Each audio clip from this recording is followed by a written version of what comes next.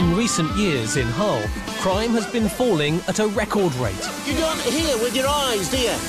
Thanks in part to a crack crime squad that's slamming the brakes on car thieves. Get out. Your hands rancid, turn that off. And reining in dangerous drug dealers. This stuff kills you. It's quite a big haul in respect of ecstasy tablets. It's a risky business. I think the driver's deliberately gone to try and knock the dog over. Adam, come down now, please! But the traffic cops are determined to get through to youngsters. We'll do something what normal kids do, like play football. Before the wheels fall off.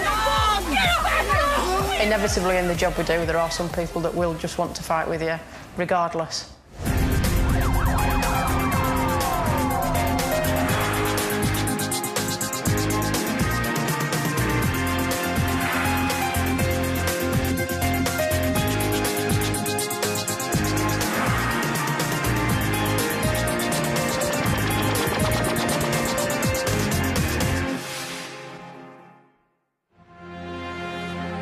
Apart from the iconic Humber Bridge, Kingston upon Hull's other prominent landmark is its seaport.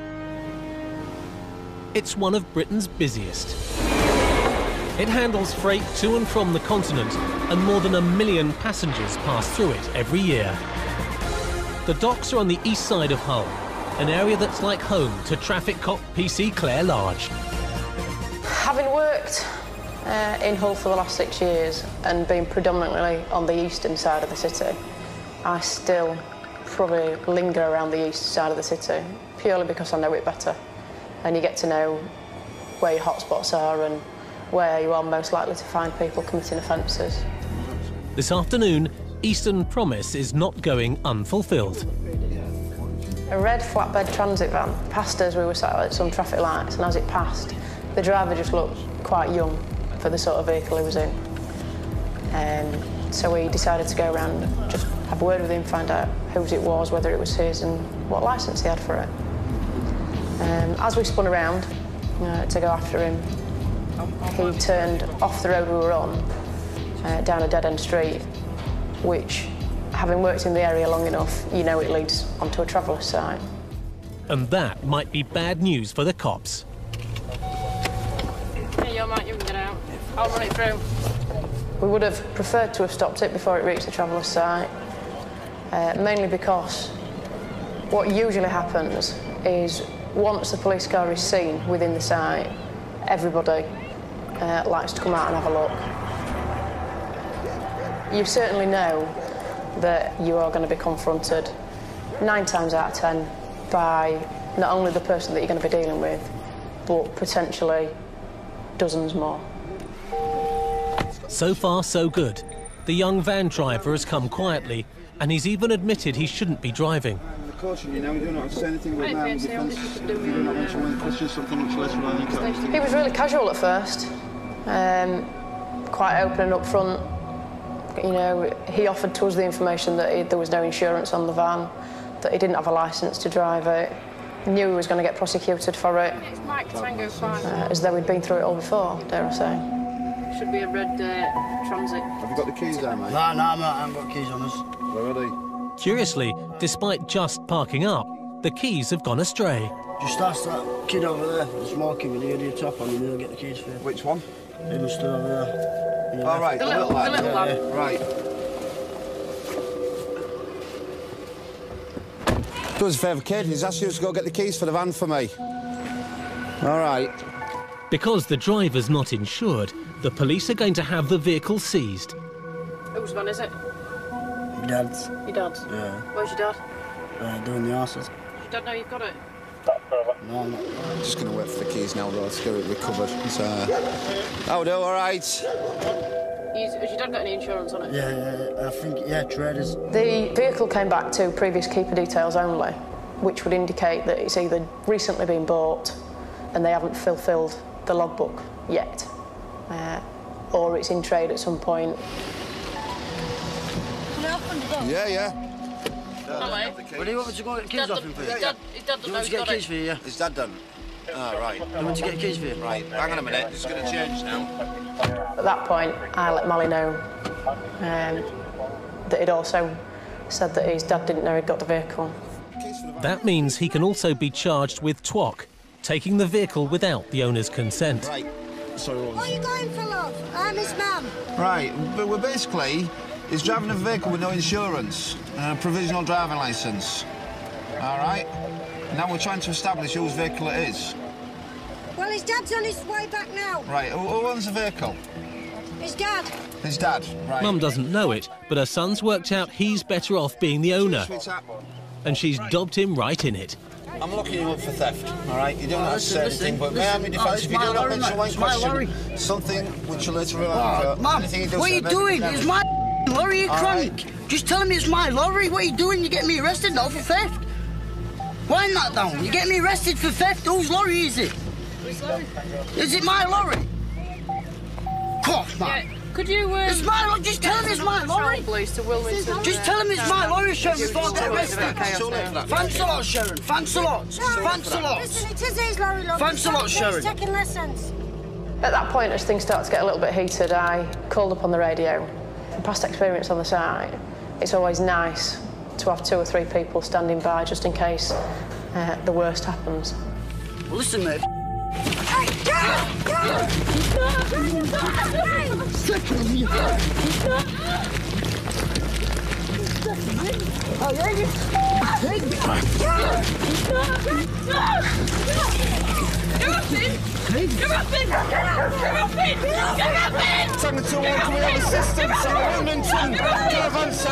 I was scared. We were 2 officers on a site that I've been on previously and know that people aren't scared to get involved and aren't scared to assault police officers. And they were intent, certainly initially, on getting us and getting him free and trying to get us off him. 6 years in the force, and that's the first time I've ever used my emergency button. And I really felt at that point, while we were on the floor, that we were either going to have a good kicking, and they were intent on hurting us, or they were just going to get us off and get him free. You move the camera! Just let him get up, will ya? No, he's staying there. And he's staying there. Tipping off her colleagues has paid off for PC Large. Just 30 seconds after pressing the panic button on her radio, help's arrived. Fortunately, we were right on the edge of the site, so literally as they pulled down the street, they could see us straight away. Yeah, apologies. We'll just try and get this lad in the van and we'll update shortly. You all right? Watch it. It does headbutt. Yeah. All right, Captain, don't worry. He'll put his handcuffs around the back of the him in. What's his name? I'll call him out when he kick off at the police station. You've just headbutted me. An assistance call goes out, everybody tends to just drop everything and go. It's one of the times when everybody does do that. Well, what do they not leave for? Why? Because there's problems, aren't there? That was the problem. Because John pushed his way out of the car. PC Carroll has bitten off more than he can chew. I think it's for 2. There you go. What's your No, just in for now. He was a strong kid. He pushed Molly back quite a way.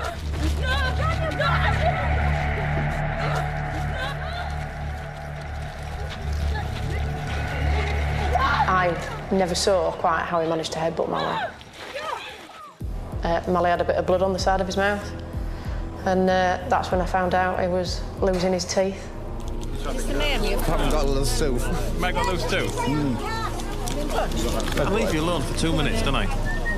Hey? It can be daunting going into a traveller's site, especially when they turn on the police. We are animals, you know. We are like everyone else in the houses. She is my daughter and kicked my daughter between the legs. Members of his family that felt most aggrieved continue to throw abuse. It's a hierarchical situation, you know, they want to show that they're not afraid of us and that they'll have their say come what may. You're not in about car, are you? It's time for the young man to go west. The quickest solution for us was to get that vehicle off site and for us to leave them to it. Hull's maritime links make it an ideal gateway for shipping cars in and out of the country, legal and illegal ones.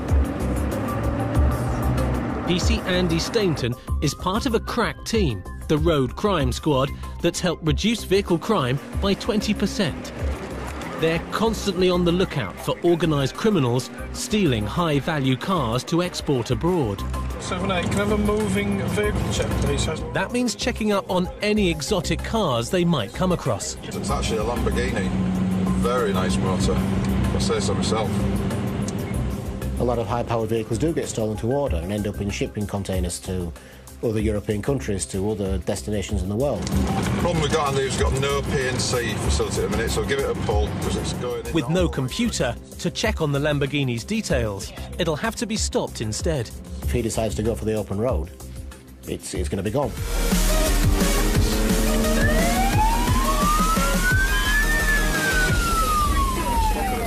We followed him for sort of 3/4 of a mile through the city streets, but he's failing to stop for us, which obviously makes us wary of what he's got to hide.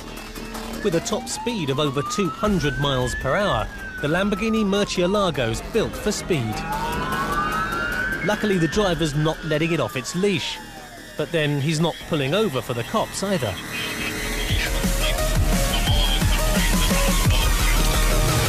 This is going to be... He's not going to stop for us, is he? Stop it! Told to, then!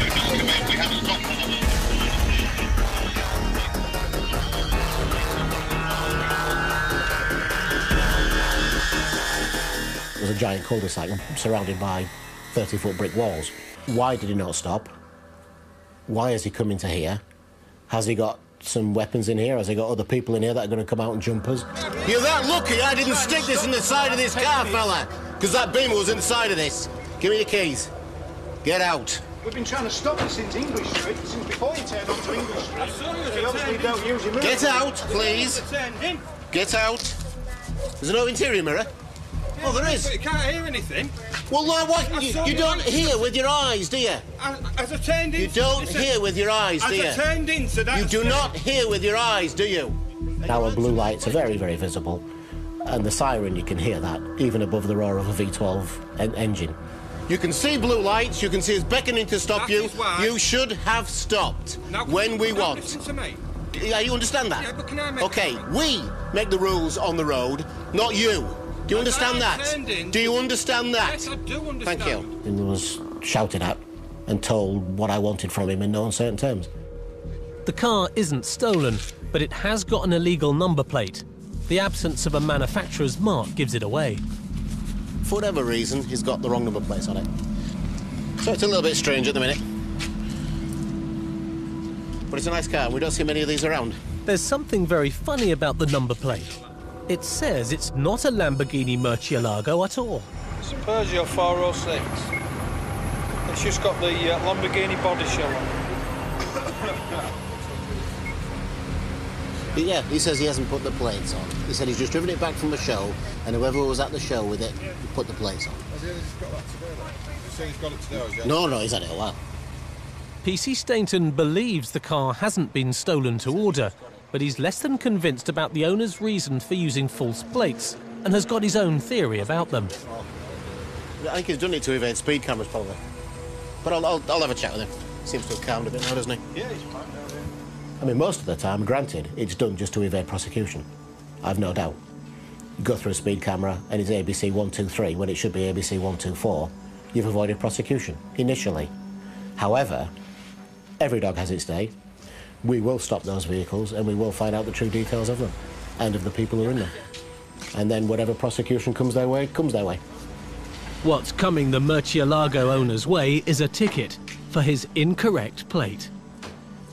We managed to, as I say, establish the identity of the car, get on to speaking terms, so much so that he invited me in and we actually sat and had a cup of tea with him, so it worked out well in the end.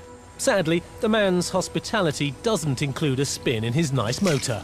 Yes, I would have loved to have a go in his vehicle, but looking at the size of me, I probably wouldn't have fitted into it anyway. Once I was in, I wouldn't have been able to get out.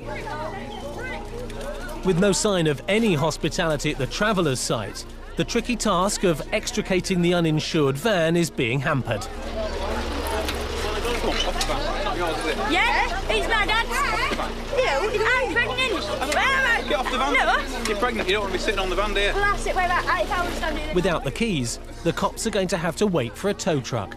Regardless of what was happening, we were taking that vehicle off that site.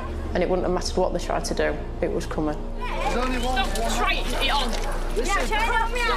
Throughout the whole time that we were there, it remained quite volatile, shouting, swearing, spitting, throwing eggs, continuing to try and intimidate. PC Carroll's teeth are still on edge.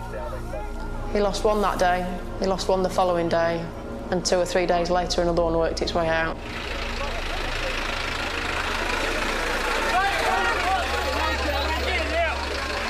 Up to 15 police officers stood on that site.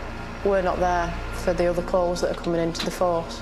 You know, we're there dealing with this situation, whereas if we can get out of that situation as quickly as possible, the majority of those officers are released to be able to go to the general members of the public that are actually crying out for our support and our help.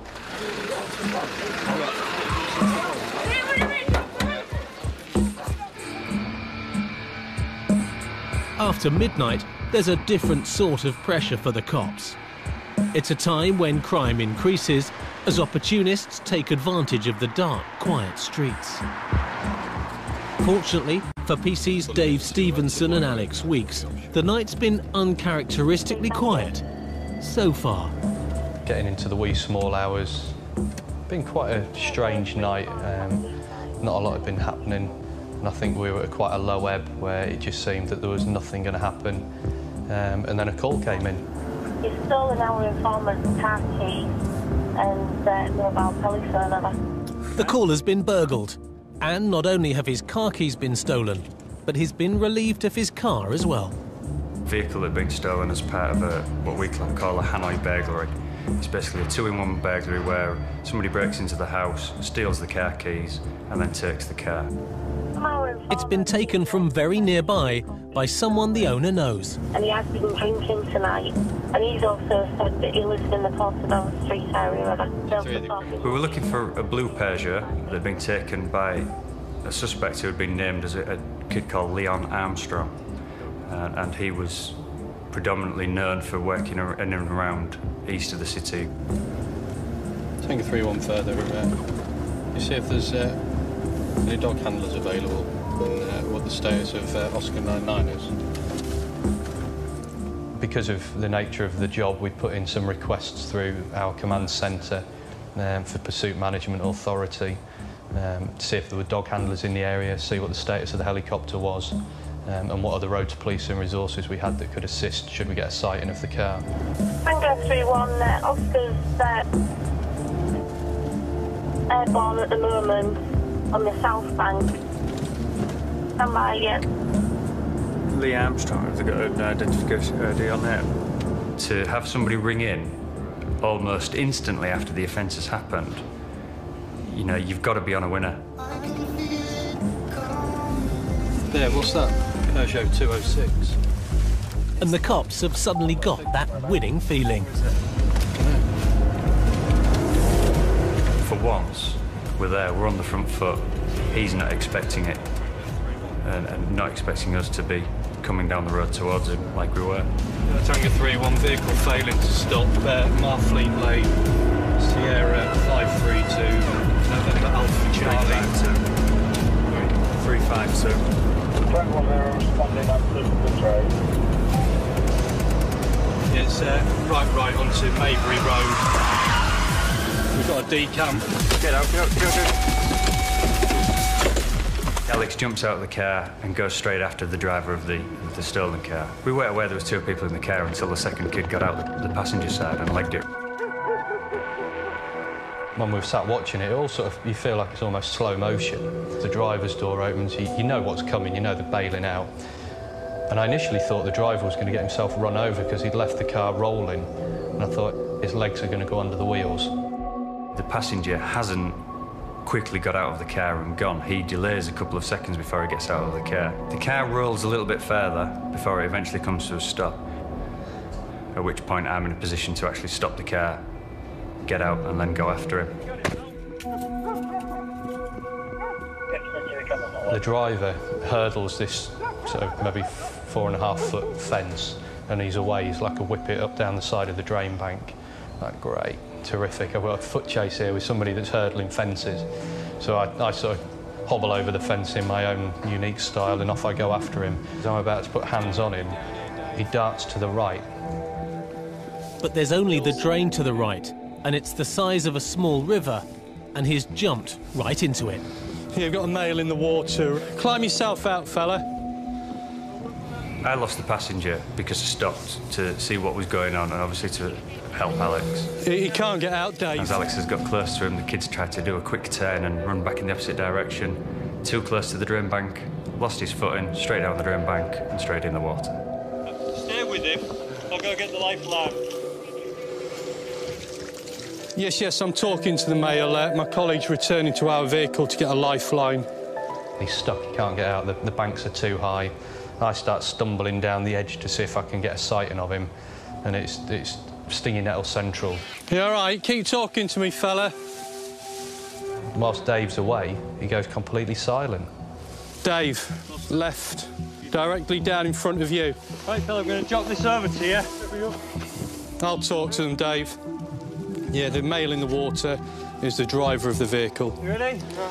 You see it? You got it? Yeah. Right. Myself and Mark Green, the sergeant, we then pulled him out. Stop putting tapes, it's bending me arm. All right, come on.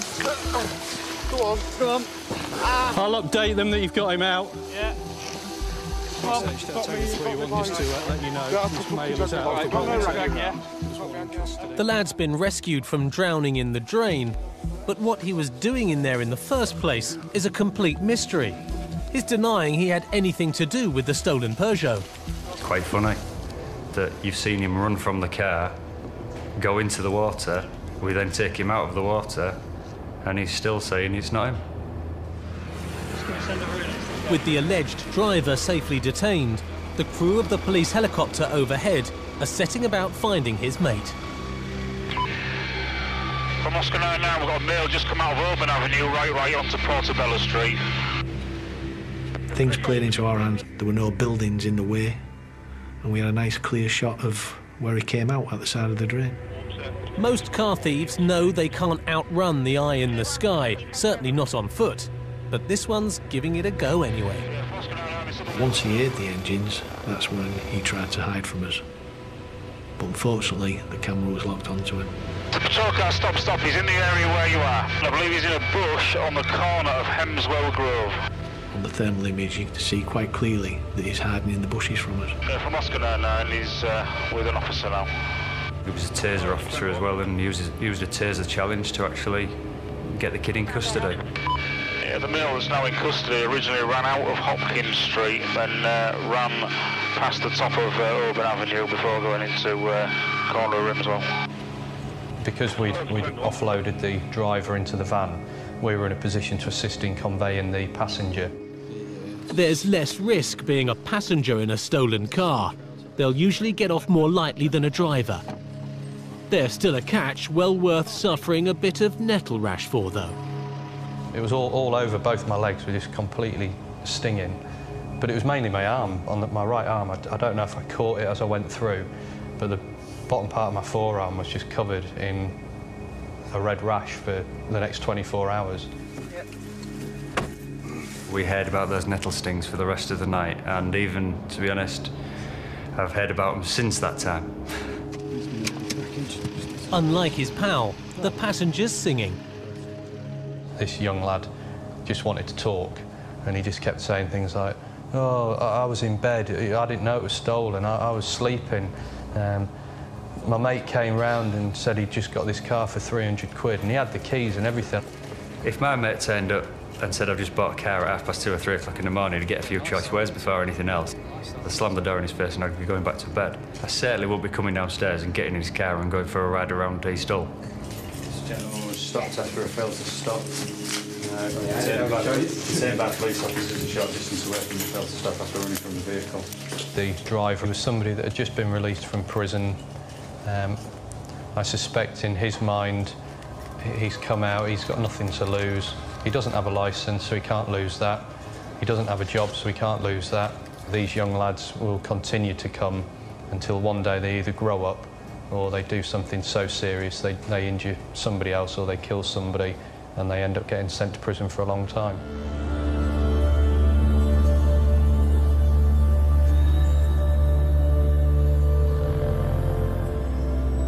The biggest risk for car thieves is being spotted by the cops.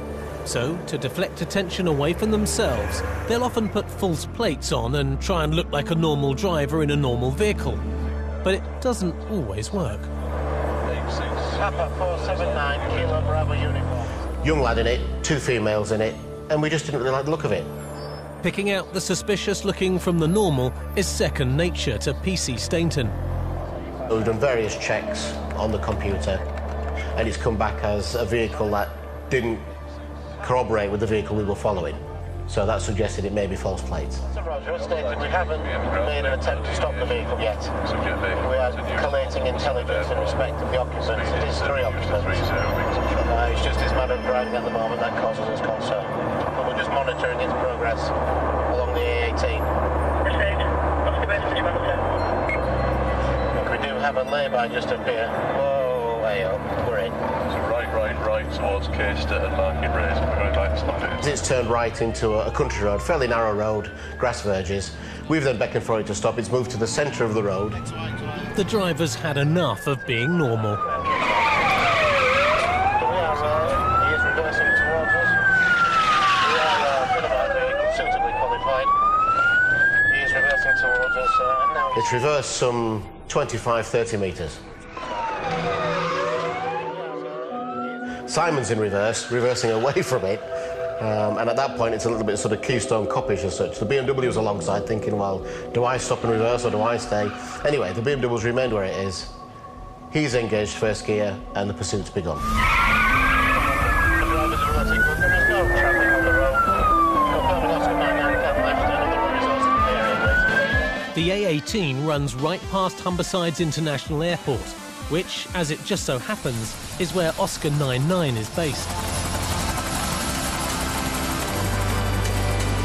The chopper coppers will be above the pursuit in seconds. Traffic overtaking solid whites with no real view. We're giving a little bit of room, however, it is still safe to continue.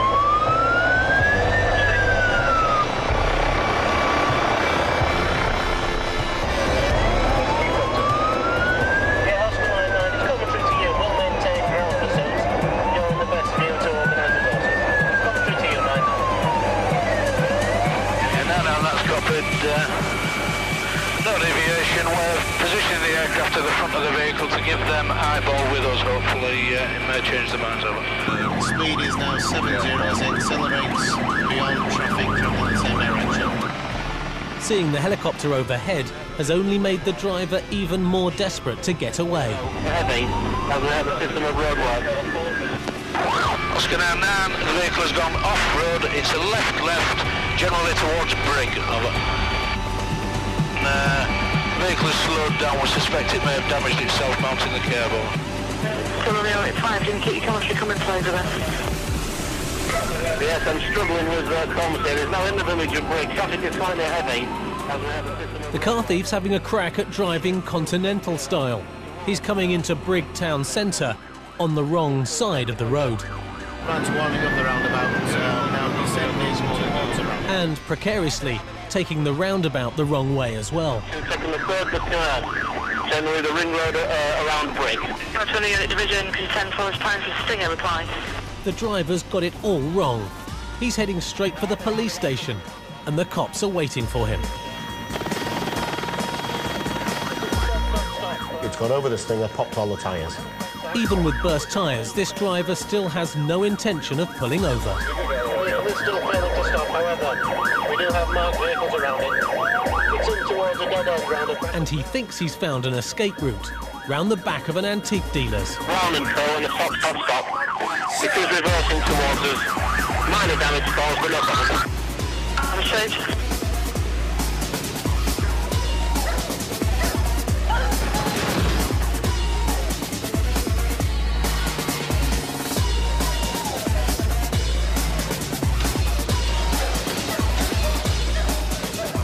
I think the driver's deliberately gone to try and knock the dog over.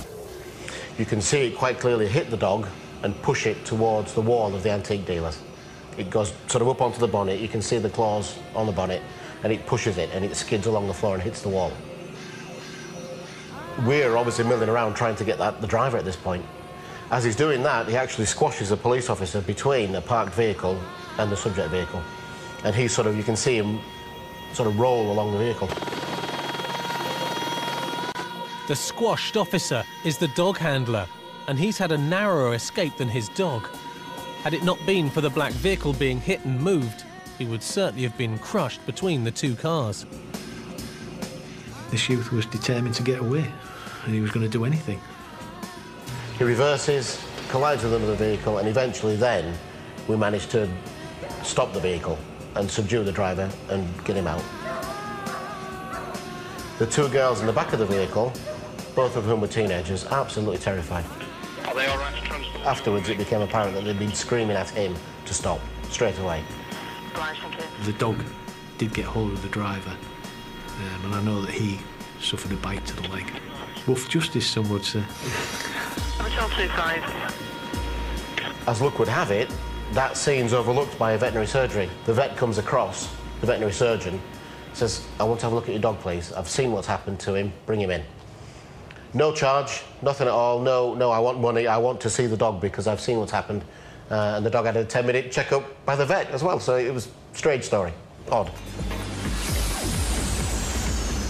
Apart from the best police cars in the business, like their turbocharged Mitsubishi Evolution X's, the Humberside Road Crime Squad always have dogs travelling around with them in a BMW as well. PC Daz Martin is one of the force's dogmen who take it in turns to be on the team. So our shift patterns work on a 5-week rota. So they'll say, right, Darren, your 5-week rota, you're going with the roads crime section. So I go with the roads crime section, do the 5 weeks with them, and then I come off, and then one of my colleagues goes on. Good boy. Good boy. That's a good lad. I find it very fulfilling and very worthwhile. And it makes a change to be dealing with the more serious end of criminality. Other than chasing car thieves, that normally means the team targets drug dealers. And today is no exception. Every time we deploy to the streets, and whatever division we work in, we are supplied with an intelligence pack of local people to look out for. Drug dealing. On the street. This gentleman was actually on our daily briefing pack. One, that he was a disqualified driver, and two, that he was linked to possible drug dealing in his local street. The street is in Grimsby, and the distinctive-looking man being sought has already been spotted driving illegally. He wears glasses. They're quite thick glasses, and I think they were damaged as well with a bit of tape on, so they're a bit like Jack Duckworth glasses. So on sighting of the vehicle, we decided to spin on the vehicle to try and get him stopped for driving whilst disqualified. But unfortunately, we didn't get round in time with a tight street that we were in and the other traffic, and he managed to evade initially being stopped. So we decided to go to his home address, and as we sort of drive down the street, there he is walking down the street on foot. It's probably too late to find any drugs on the suspect, and proving he was actually driving may not be that easy either. You can have anything on him now, is he? Stupid he is. No, well, you don't understand that yet. I've just walked from my house to the shop. So he's not a happy chap, and he makes his feelings very plain to us. Detention is for the purposes of searching you for any controlled substances that may or may not... Just calm down. That may or may not be on your person. Stop getting ahead of yourself. Do you understand why you're being detained? What am I getting cuffed for? We always cuff people, so you can't get rid of anything. You can't hurt us or anything, right? Where's the keys to your dad's vehicle then? Hey, I'll have to ask him. You'll have to ask him. All right. We'll be searching your vehicle as well, yeah? Because I've just seen you in it. We will. We've just seen you driving it, you see, so... There's no point... Check me, mate. There's no in them at all, apart from cigarettes and my mobile phone. Can't do this. The man's been arrested for disqualified driving and is being searched under the Misuse of Drugs Act. Right, fella, you'll do arrested for disqualified driving, so you don't have to say anything. Driving! Dave, don't swear, don't swear. And if you do, sir, maybe given an evidence. And even been driving, I've just come out of my mum's house, mate, yeah? I've just gone to the shop, and you're nicking me for walking to the shop. You need to calm down. No matter what he would have said or how much he would have argued, wouldn't have changed my mind in what I'd seen. I was very confident that he was a correct man. Calm down. Calm down. No, there's no point. Listen to me. Listen to me. By shouting and ranting and raving, you're achieving absolutely nothing. Yeah, but this is bull. Listen, if it's bull, then it'll be sorted out in the fullness of time, won't it? But there's no point in carrying on alarmingly. Calm down and we'll sort it out. Sometimes folks try and bluff us, you know. I think they take us for fools sometimes. You got any keys on him? No keys on him. Yeah, because I've just come from a shop. What you've done, you've just parked No, I up. don't think so, mate. I don't think so. I don't think so. I don't. Let's not argue. Let's not be arguing in the street, shall we? Dave hasn't got any drugs on him, and he's still adamant he wasn't even in his car. I've just walked from my house, though, yeah, to the shop. No, but you don't understand that yet. I've just walked from my house to the shop. Daz is going to check out Dave's story. I was just curious, you know. I thought, well, if this guy says he's been in the supermarket, then it can't have been more than 2 or 3 minutes ago. They'll remember him, surely. Quite a distinctive chap. Went into the supermarket, they had a security guard on the door, spoke with him briefly. Have this guy been in, spectacles, described him? Not that I can remember, he says. Oh, OK, I'll just go and ask the cashier then. So I walked up to the front of the queue, spoke to the cashier, asked her the same question. No, not that I can remember. OK, fine. So I think rightly, I quite rightly suspected then that he probably hadn't been into the supermarket. Okay. While Dave cools off in the back of the Evo, the cops are going to see if anyone is in round his house. Mum was there, and she more or less bubbled him, really. Once again, Mum knows best. She said, well, yeah, he's doing it all the time. We've told him not to do it.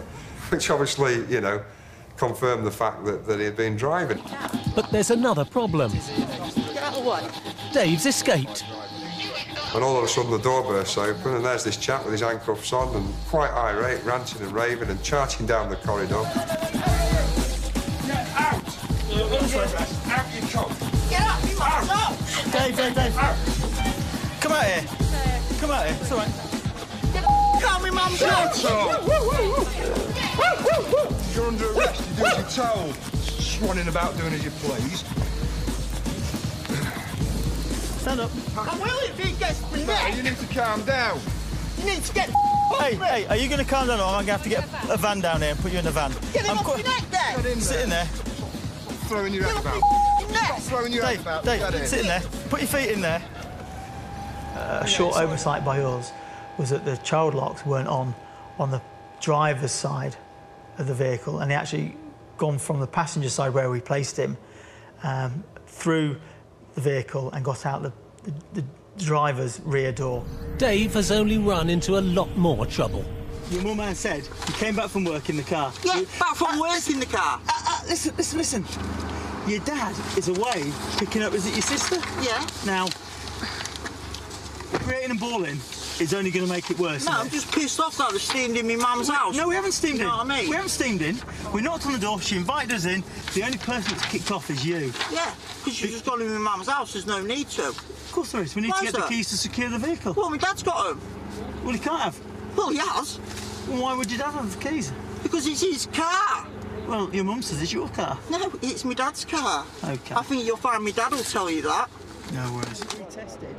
Dave or his dad's car's going to be seized, unless Dad, who's back in another car, can convince the cops they shouldn't take it.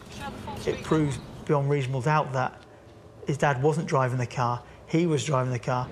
Yeah, but the point is... I don't know where you're coming from. You understand what you're saying?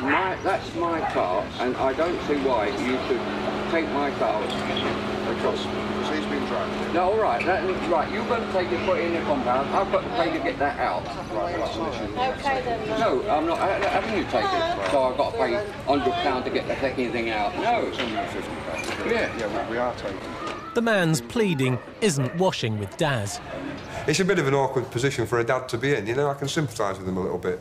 At the end of the day, it's his son, and you know he doesn't want to see his son in trouble. He's not going to turn around and say he's stolen his car. But equally, you know, he doesn't want to be stung for £150. So I can understand why he was angry, but equally, he shouldn't have been allowing his son to drive the car. But there's a softness about Daz. I feel a little bit sorry for Dad, really.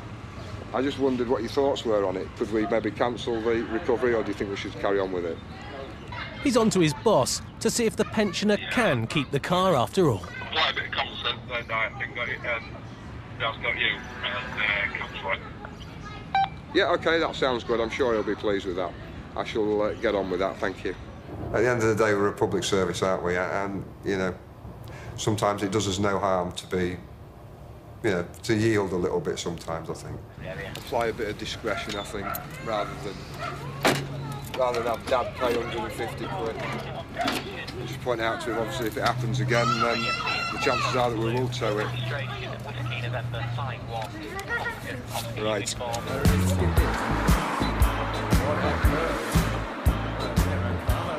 Back in Hull, PC Claire Large is patrolling with PC Nick Beale. He's seen something out of the corner of his eye. Kids on the roof of United Carpets. Trespassers. They look pretty young. This building's quite high. It's at least 2 stories. Clearly they shouldn't have been there, so we turned around and went in, and on top of one of the factories we found 2 or 3 kids on 2 separate levels, one right on the very top and one that was on a smaller roof, about 15 feet in the air.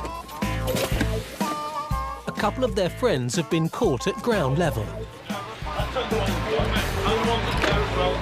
Go down, tell them all to come down. Some of them decided to try and sneak off on the roof and hide. Where's he going to come down then? Come here, hey! Don't just wander off. PC Large is determined to bring the young climbers back down to earth. They just seem to take it as a big joke. So what are you doing up there then? I've just been trying to climb. So what's that you've just chucked down then? Chucked down. How old are you? How old? 15. Something else is up. Adam, come down now, please! Speaking to one of them, they actually did admit there was 2 further up there. I'm interested in why you think it's clever to get up on a roof.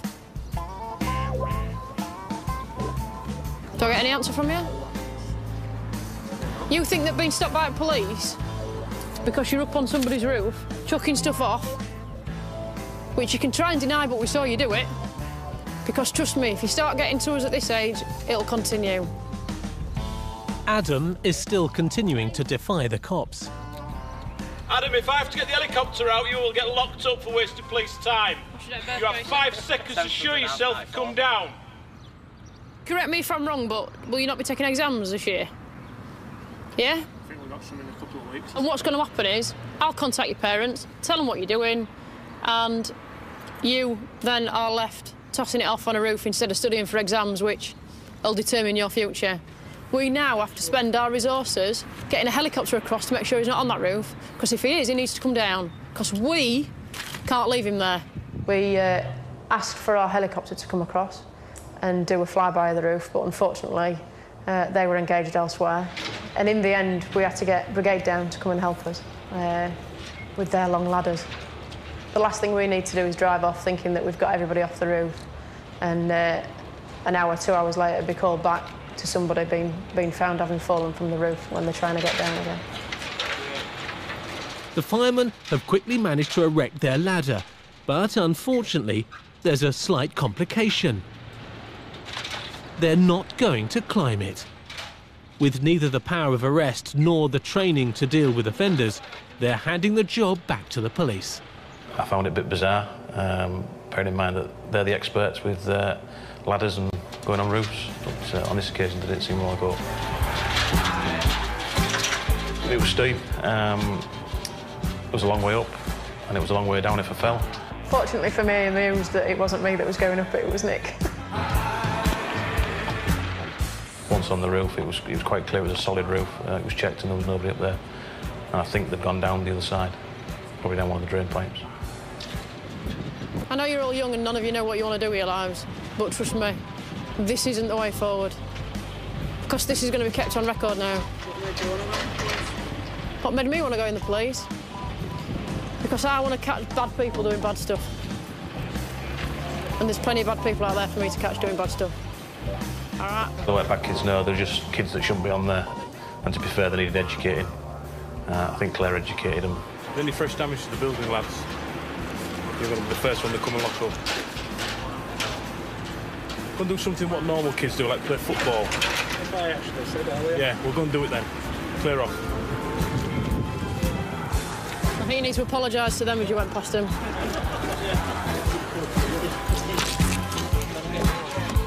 I don't know whether they learnt the lesson, but hopefully they'll think twice before they get on a roof again. They never think the worst is going to happen, but unfortunately sometimes it does. We have a fire service that refuse to go up a ladder. We can't possibly go up a ladder. That's not my job. Send PCB up there. Pissed on it.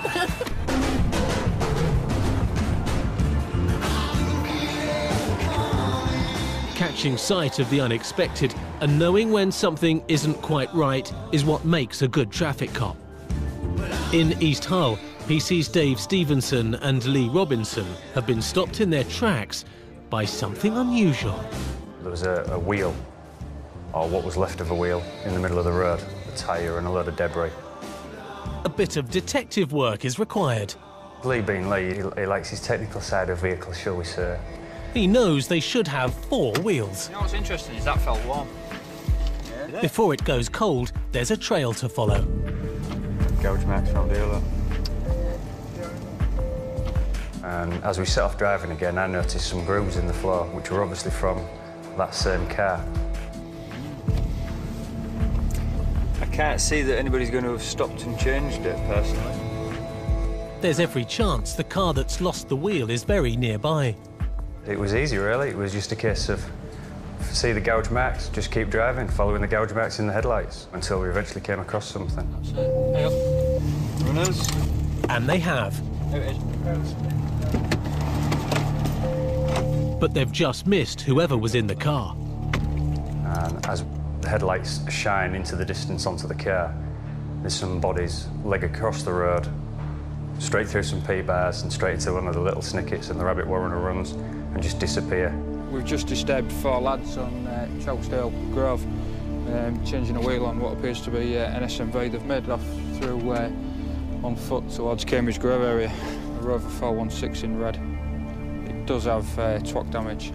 TWOC damage to the ignition means it's probably been stolen. No doubt, had we not come round, they'd have been back out in the car again. The whole place is just like little rabbit warrens. They know the areas better than we do. Obviously, they've nicked through the P-bars and they've had a bit of a start on us, through into the estate and then long gone. Unfortunately, the cops weren't quite quick enough to catch the thieves when they first saw them. No doubt somebody's been on the lookout, and as we've come round, they've seen us and started running, and they've had a good head start on us before we've got anywhere near them. Lee did have his new boots on that he says are trainers and he can run in them, especially designed for running in, so you'd think he'd have been after them there, really, wouldn't you, to try him out? I'd like to say Dave's got good eyesight. We said it was because he felt short, so he had extended soles on them to make him higher. He said there were new trainer boots which made him run faster. He was very proud of these boots, was Lee. And he got out of the car, had about 10 yards of chase and then gave up.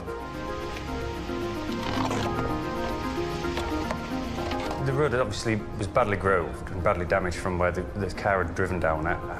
The tyre was completely gone.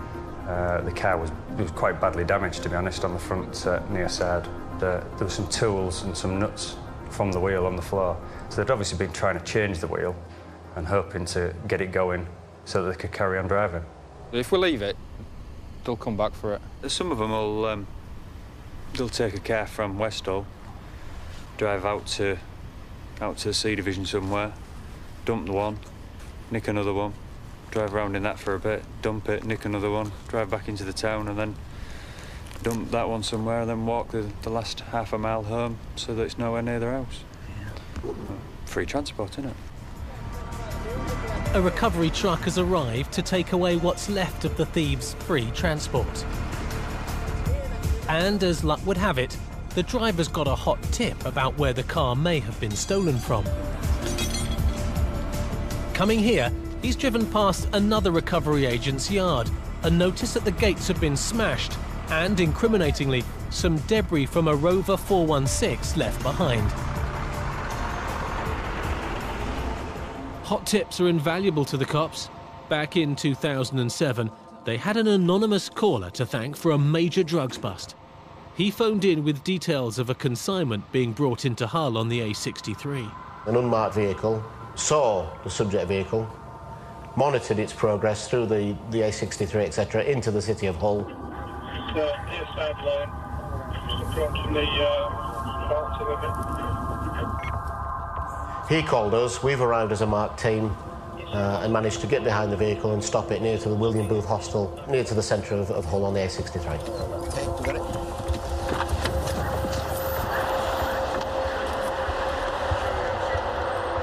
Two men are in the car. One of them, the passenger, has got something to hide. As I'm looking through, he's fiddling with his mobile telephone. Put your hands where I can see him. Get your hands where I can see him. Turn that off. Turn that off.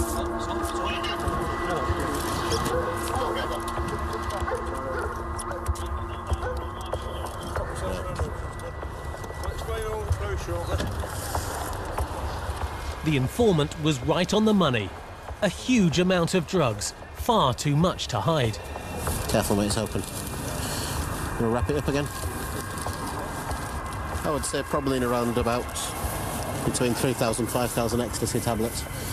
Obviously, it's illegal to possess them. And following the stop check now, we'll obviously seize them. These two will be arrested for possession with intent to supply.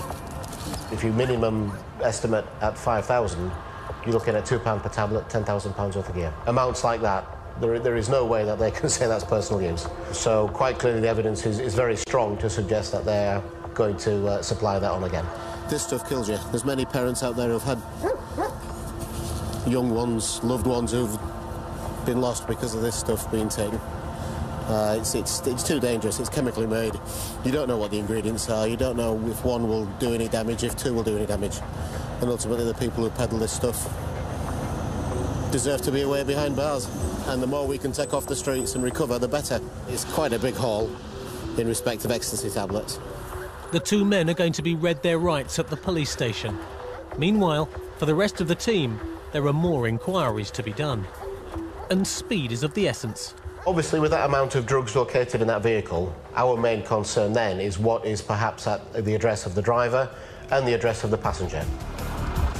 Back in East Hull, the cops are finding out if there was any truth in the recovery truck driver's story. You think they might have nicked it from here then? They're looking for clues at Willingham's recovery yard. This yard's probably half a mile from where the car was dumped. There was damage to the back of the Rover, which is obviously where it's been rammed into the gates, possibly to try and force the gates a little bit further. And that lens cover and bits of that car were still on the floor at the gate. The yard is going to be re-secured, mostly full of scrap. It's the last place the cops would ever have expected car thieves to strike. So unfortunately, they win that one. Win to fight another day, but they'll come. They always do. The cops may not win them all, but they've won big with the ecstasy dealers. And it could get better. I mean, as the officer says, they're going to go to your house. Right? The driver is a father to a 15-year-old. His accomplice, Paul Carlin, lives with his girlfriend and has been in trouble with the law before. We knew from his police past record that he was the one who we perhaps should be more concerned about and looking at a little bit more in depth. So now that all we need just recreation. So right. When did you last touch something then? A bit ago. How long was a bit ago? Last weekend probably. Is that gear then? What is it? Oh, I don't take smack and crack. Right. They're not necessarily considered as being the top of the drug dealing tree. However, they're fairly high up there because they've got large amounts of drugs. And to me, it's a business. I'll get you a drink. 2 sugars with coffee, if that's possible. What with coffee I'll take? No sugar then. All right then. OK, I'll do that. Thank you, young man. Is it Mr. Yeah. Lovely. Bad news for you. What? Your dad's in custody. What? With us at Queen's Gardens Police Station. OK? At this time, I can't tell you. Don't worry, he's safe with us. But we have a power... Yeah. No, you don't come with us. We have to come in and have a look around the house. Is there anybody else in the house with you? Is a 15-year-old alone in the house. I've got the driver telling me, be careful when you go to search the house. You know, you big strapping lads in bulletproof vests with police written all over it. Don't frighten him. But well, hang on a minute. You know, you're his father. Should you not be saying to this chap you're taking for drugs? No, I'm not taking you. I've got my lad to look after. We managed to secure the young lad who's 15 with his grandparents. We've obviously disturbed them. They're not happy with the situation, but that's the way it goes. Only a few cannabis plants were found growing at the driver's house. The team are hoping for rather better round his mate Carlin's house. Stuart, is there anything else at this time? No, not at this time. A Section 18 search is authorised by the duty inspector for the divisional policing area, that we can enter anybody's premise to find evidence in relation to offences that have been committed. With the sniffer dog's help, the cops have found what they've been looking for. And it's not only beer in the fridge. We found what we believe to be a kilo of amphetamine paste. Also present was numerous bulking agents, packs of glucose, which is a cutting agent that they mix with amphetamine paste. And he's obviously mixing it and cutting it up all over the place. They don't have jobs. They don't go out and work from 9 to 5. They centre their activities around making a profit from buying drugs, mixing them, getting a bigger profit, buying more drugs, mixing them, getting a bigger profit, and moving up that ladder in their own business world. And that's drug dealing.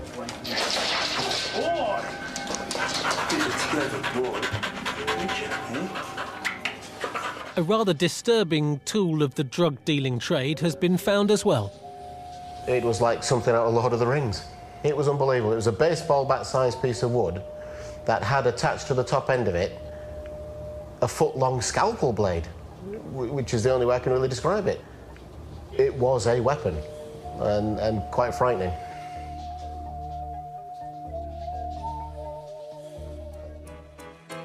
In February 2008, Paul Carlin was found guilty of possession of Class A drugs with intent to supply and sentenced to a total of 2.5 years in prison. His associate was found not guilty, but received a conditional discharge for possession of an offensive weapon. In July 2011, Carlin was jailed again, this time for 11 years for his part in a plot to import £13 million worth of heroin. Leon Armstrong, the car thief who tried to swim to freedom in a drain, was found guilty of aggravated vehicle theft and burglary and was sent to prison for 3 years and banned from driving for 18 months. His passenger, who said he had no idea the car was stolen, was released without charge. The maniac in the stolen car, who tried to get away by reversing into the cops and trying to kill one of their dogs, was jailed for 16 months for dangerous driving, disqualified driving and common assault. The young lad who fought tooth and nail to stop his truck being taken away was jailed for 2 months for Section 47 assault on a police officer.